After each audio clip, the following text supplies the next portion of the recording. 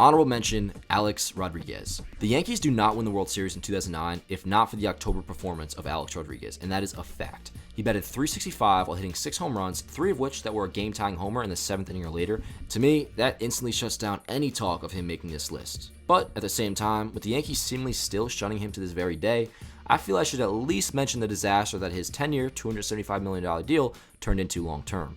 After winning his second MVP in New York thanks to an unbelievable 2007 season, A-Rod opted out of his first 10-year contract he signed with the Rangers, making him a free agent. And unlike that first 10-year deal where he was just 26, this time around he had just turned 32. Nowadays, there's almost zero chance a team would sign a player through the age 42 season, but you also have to remember that A-Rod was on pace to become the greatest player of all time, likely to even break the home run record just set by Barry Bonds in the season prior, all while assumably clean. In fact, many viewed Alex as a savior of the steroid era at that time, and that was something the Yankees just couldn't pass up. Unfortunately, 2 years into the new deal, all of that changed. In February of 2009, it was revealed that he had tested positive for PEDs in a survey test back in 2003.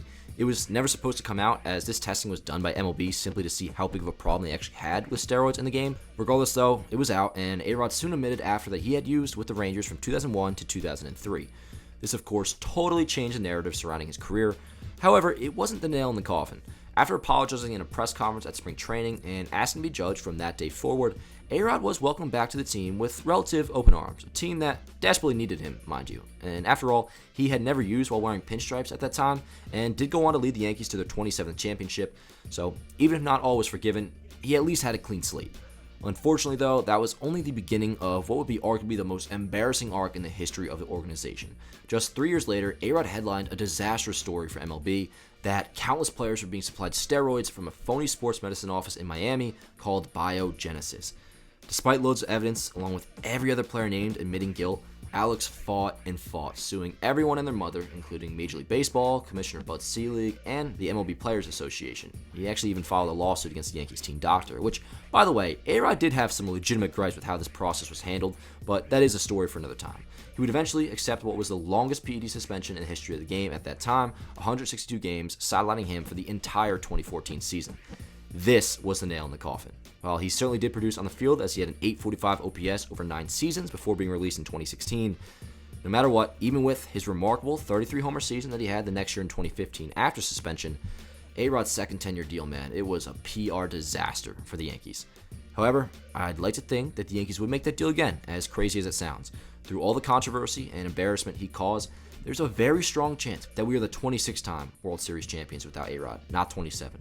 So, no matter what, his performance in October of 2009 will forever go down as one of the greatest in history, and for that, I can't include him on this official list. Number 5, Jarrett Wright. To any reasonable baseball fan, Jarrett Wright's 2004 season was about as obvious of an aberration as a pitcher could have. Drafted by the Indians with a 10th overall pick in 1994, the 6'2" right-hander was absolutely awful through his first 7 seasons, pitching to a dreadful 5.68 ERA while averaging just 82 innings per year. Despite all that, all it took was one career year in 2004 where Wright miraculously put together a 15-8, 3.28 ERA season over 32 starts to convince George Steinbrenner and the Yankees to offer him a multi-year deal, which of course Wright took. Signed for $21 million over 3 years, Wright wasted no time reverting back to his old self. In his first season in pinstripes, he made just 13 starts and got shelled for a 6.08 ERA, allowing 81 hits over 63 innings while striking out just 34 batters. The next year in 2006, while he did pitch in 30 games, there remained very little positive to be said about Wright's tenure with the Yankees, as he gave up 157 hits in just 140 innings in a subpar 4.49 ERA season. And that would be the end of his disappointing run in pinstripes, with Brian Cashman then trading him to the Orioles the following winter, marking his 3-year, $21 million contract as the official bust that just about everybody saw coming. Jarrett Wright is number 5 on our list. Number 4, Jose Contreras. If there were one good thing to come out of the Jose Contreras contract, it was that it birthed the Yankees' most notorious nickname, the Evil Empire, given by then Red Sox president Larry Lucchino, who famously called him that after George Steinbrenner unsurprisingly won the sweepstakes of the Cuban superstar, signing Contreras to a 4-year, $32 million deal. And while he got off to a strong start in his first season, going 7-2 with a 3.30 ERA between the rotation and bullpen, things quickly fell apart for the right-hander after that. Contreras proved to be wildly inconsistent, the complete opposite of the guy who had just dominated in Cuba with a 1.76 ERA 2 years earlier.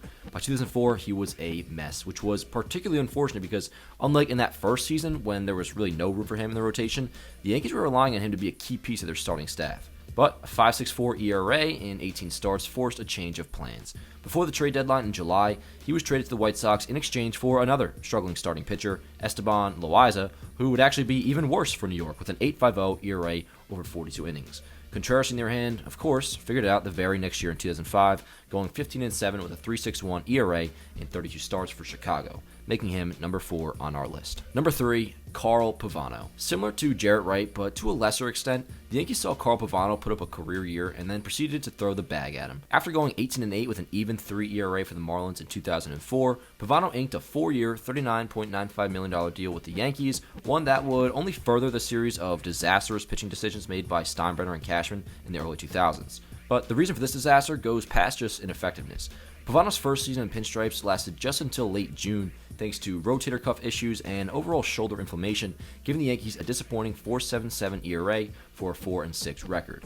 He would not pitch again for the club until 2007 due to numerous injuries, including a bruised buttocks and a rib cage injury from a car accident that he decided to just keep to himself, all before eventually undergoing Tommy John surgery in 2007. Both the fans and Pavano's teammates were not pleased with him, questioning his desire to be on the field, and in particular, Derek Jeter even went up to him one time asking, "Hey Pav, are you ever going to play? Like, ever?" For just under $40 million, what the Yankees got was a mere 26 starts with a 5 ERA to go with it, easily making Carl Pavano one of the biggest Yankee free agent busts of all time. Number 2, Ki Agawa. There was a time when Ki Agawa was really, really good. In Japan, in 2004, with the Hanshin Tigers, Agawa took home both the Cy Young and MVP award at just 24 years old after going 20-5 with a 2.80 ERA and 180 strikeouts. Unfortunately, and quite surprisingly, the Yankees opted to go after the left-hander right after his career suddenly declined. In 2004, despite leading the league with 228 strikeouts, Agawa's ERA rose to 3.73 and then elevated even further in 2005 with a 3.86, which was actually the 5th best of the starters on his own team, and he was even briefly sent down to Hanshin's minors at one point. But this didn't seem to bother the Yankees, who without hesitation paid the $26 million posting fee to negotiate a contract with the then 27-year-old, and in January of 2007, Agawa was officially introduced as a Yankee after signing a 5-year, $20 million contract with the club. That spring, the Yankees' longtime bullpen catcher, Mike Borzello, was set to catch Agawa's first throwing session, which had the front office really excited. Assistant GM at the time, Billy Epler, who is now the current GM of the New York Mets, had been raving about Agawa, so Borzello had big expectations. Just wait, he's got a nasty changeup, you'll see. Come the bullpen, Borzello couldn't believe this was the same guy everybody was talking about. He was awful, dreadful in fact. He threw 25 pitches, yet only 3 for strikes, and the changeup was terrible. Borzello said to Epler after, "I hope he's hurt, so there's an explanation for him throwing like that." That's how bad he was. On April 7th, Agawa made his major league debut and, of course, got shelled, allowing 7 runs in 5 innings, and would go on to pitch in just 15 more games for the Yankees over the next 2 years, staying a majority of his tenure with the Scranton Rail Riders, which, hey, to this day, he is the all-time wins leader in Rail Riders history. But after the 2011 season, it was finally over as his contract was up. Cashman afterwards did not dance around the mistake he and the Yankees made in signing him, saying, "We failed, it was a complete disaster." Number 1, Jacoby Ellsbury. After making the very smart decision not to give Robinson Cano 10 years, the Yankees rebounded in the worst way imaginable. Jacoby Ellsbury for $153 million over 7 years, a contract that was putrid from the minute they put pen to paper. The Yankees voluntarily, not with a pistol to their head, but voluntarily signed a 30-year-old whose value is all in his legs to a deal that blew away anything anyone else was offering, including the Red Sox, who offered him just $100 million over 5 years. Even with a solid first year in 2014, where he did hit 16 homers and stole 39 bases, Ellsbury was nowhere near a player worth $22 million a year, and that showed more and more each year as the contract went on. As soon as the 2015 wildcard game, just 2 seasons into his contract, he lost his starting job. And while he did stay somewhat healthy through 2017, the offensive production was just not there as he slashed a mere 264, 336, 386, which is of course average on base slugging. That's good for a 716 OPS and an OPS plus of just 95. And after officially losing his job to Aaron Hicks in 2017, Ellsbury would proceed to miss the entire 2018 and 2019 season with leg injuries before being released by the Yankees, eating the $21 million he was owed for 2020. And actually, the Yankees even tried to avoid paying him due to Ellsbury apparently receiving unauthorized medical care. Ultimately, they were forced to pay it as their case didn't hold up in arbitration. It is kind of funny because I honestly could have made this video the minute he signed back in December of 2013, and the list would be the exact same. It was obvious from the start that this would be a disaster, and you can't really even blame Ellsbury all that much. I mean, it's Brian Cashman and the Yankees who offered him the egregious money. All Ellsbury did was take it. I would have done the same thing. Regardless, though, this is, without question, the worst free agent contract in Yankees history.